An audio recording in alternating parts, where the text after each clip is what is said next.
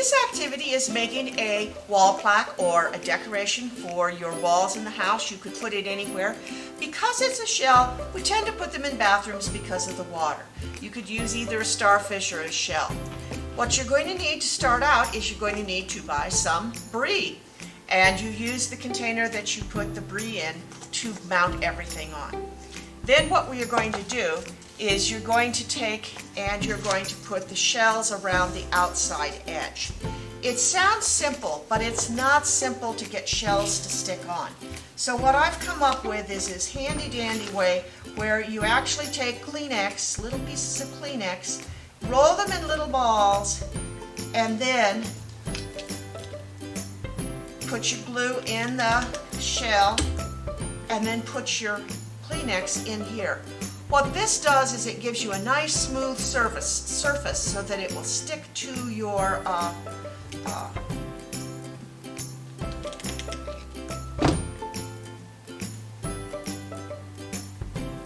right. Then you're going to take your container. Now what I've done with this one is I have cut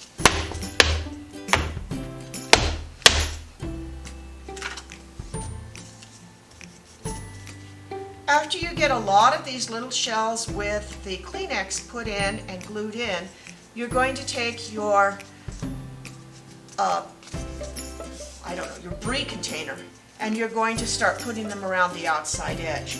Make sure you start right where the only writing is on this.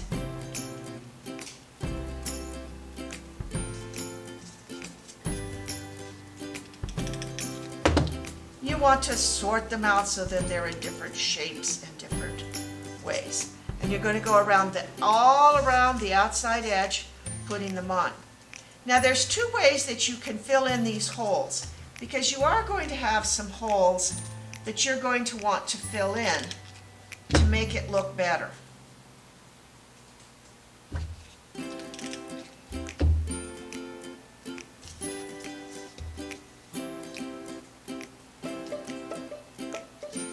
Okay. As you see, I have some holes here. One of the ways to fill those holes is with pearls. And those give a nice kind of lustrous, sort of fancy look to it. And you can simply put the pearls in. This is one where I have put pearls on so you can see how the pearls look. The other option is to get some of these small shells that you'll find in the beading area in hobby stores. And you can put those in. You could use both pearls and beads.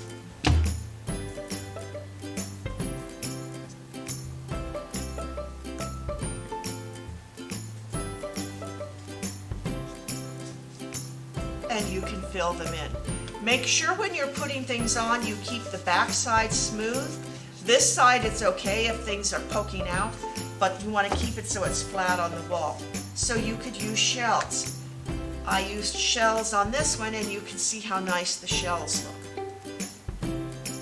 Right. After you have all of your shells around the outside, you're going to want to trace a piece of paper. I tried actually using real burlap, and it did not look good. So what I did is I got some hobby paper that looks like burlap, traced it, cut it on, and then put it in. And what you'll do is you'll simply put a little bit of glue, not a lot. I like rubber cement for this part because these little boxes are actually a lot of cardboard, and that sticks better. Put your backing in, and then what you're going to want to do is decide if you're going to use a starfish or a shell. If you use a starfish, you can just, glue gun it in and set it in. If you're going to use a shell, remember, you've got to use the same technique as we used for the small shells for the large shell. You're going to want to take and put Kleenex inside of this.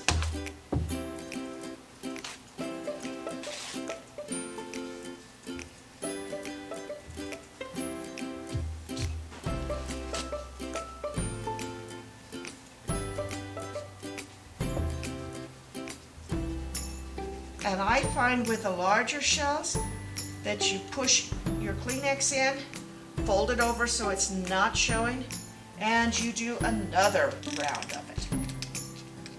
And then you'll do a little bit down there.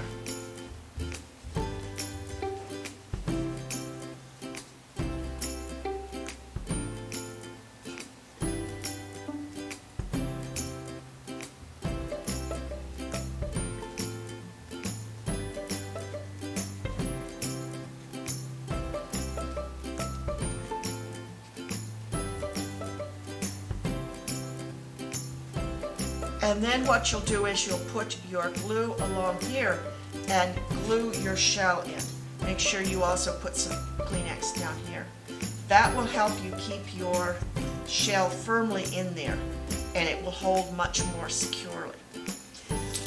Now, there's a couple of ways that you can do the backing.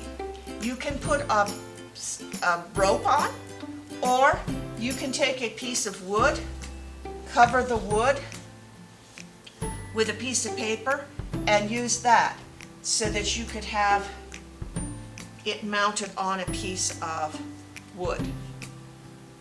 Or you could have it hanging free. If you do one of these hangers, I'll tell you a couple quick little tips that will make that easier. You're going to want to take your piece and you're going to want to, let me get this glue webbing off of my fingers. You're going to take this, sort of fray it a little bit.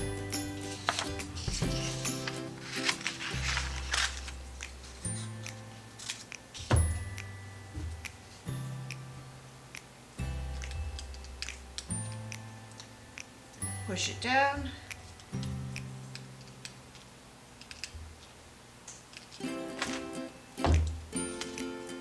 And push it down.